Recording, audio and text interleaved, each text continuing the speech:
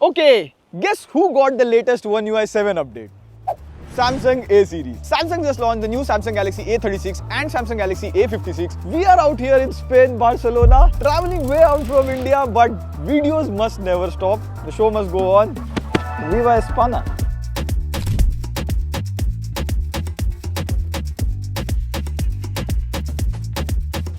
Now, Samsung has S series, FE series, M series, F series, so where does this A series stand? Moreover, what's new with the Samsung A36 and A56? Well, stick around till the end.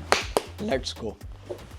Now, before we begin, you get this slim box. So you get the phone, some paperwork, a Type-C to Type-C cable and a SIM ejector tool. Flagship unboxing. By the way, this video is made in collaboration with Samsung and we'll be talking mostly about the Samsung A56 and at the end we'll mention about the A36. We'll leave a timestamp so it's easy for you guys to navigate. Now we have used the phone for a couple of days and camera is something which is good in the A series, but before we get to the camera, there are three really interesting things about the A56. The first thing that you notice when you hold the phone in the hand is the design. Like the design this year is different from last year's A55. You get a raised and unified camera island. Now due to this raised camera island, the phone is now slimmer. Personally, I like that they are changing the design of the A series because now the S series looks different than the A series. And this right here is a glass back. It comes with Corning Gorilla Glass Victus Plus protection. On the side, you get a metallic frame, flat, and it has this brushed metallic finish. And if you keep it like this on the table, it is independent enough to stand. Also, if you look at the right side, the area near the power button and the volume button is a bit raised. Apart from this, the Galaxy A56 comes with IP67 rating, so if you have that accidental drop in the bucket,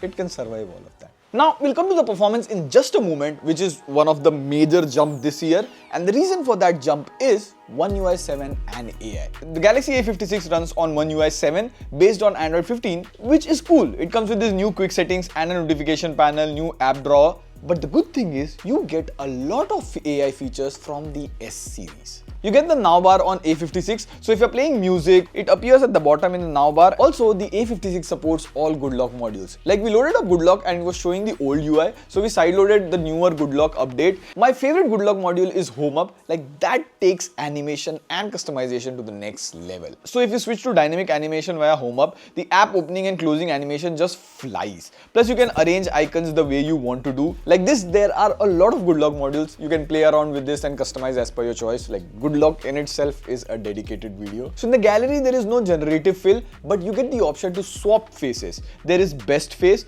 Last but not the least, it comes with a circle to search feature. So from identifying new unknown gadgets to unknown music, it can do it all. Now it comes with some pre-installed third-party apps which you can easily uninstall. Now in terms of software update, you get 6 years of software update and 6 years of security update, which is, I believe, by far the best in this price range. Now the biggest change which I liked this year is the Exynos 1580. So Exynos 1580 not only has an improved CPU than last year, but this has twice as better GPU than last time. Also, Exynos 1580 now supports LPDDR5 RAM. We ran the Bentu 2 benchmark and it scored around 9.01 lakh, and this is slightly better than Snapdragon 888. We also ran the 3D Mark test. These are the scores. The stability is good. Like for Exynos, this is a really good stability score. Now, this raw performance doesn't show up in games. Like we played BGMI at low graphics. You only get the option to play at 30 FPS. The gameplay wasn't that smooth. We also played COD Mobile and that supports 60 FPS in low graphics and the gameplay was smooth and the phone didn't get that warm. Also the other day I wanted to cook some pasta, so I opened YouTube and Blinkit app in split screen to order ingredients and it handled that multitasking pretty well. So if you need a phone strictly for gaming, this is not a gaming phone, but your day-to-day tasks, even social media, AI tasks especially, that runs pretty smooth on this. Now finally onto the camera, you get a main camera plus ultra wide angle and a macro camera, and in good daylight conditions the pictures are good.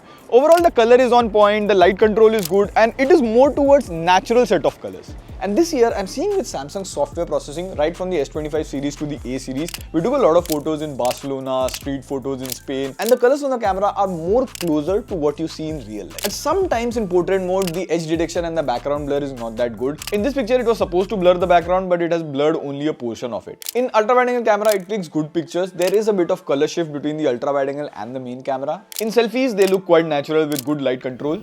Now in terms of videos, you can shoot maximum at 4K 30 FPS and this is how the video quality and mic quality is. It's quite windy. And it's also interesting that you can not only shoot 4K 30 FPS in terms of selfie video, you can also do 10-bit HDR selfie videos. In terms of display, it comes with a 6.6-inch Full HD Plus 120Hz AMOLED display. I was watching this new series on Netflix, Dabba Cartel, and the color, sharpness and all is very good. Plus, it does support HDR for Netflix. The display outdoors while using it for navigation or for booking rides is pretty bright and visible. Now, it does come with stereo speakers, but there's also Dolby Atmos. So if you turn it on, the small sounds like footsteps or bullet firing sounds sharper.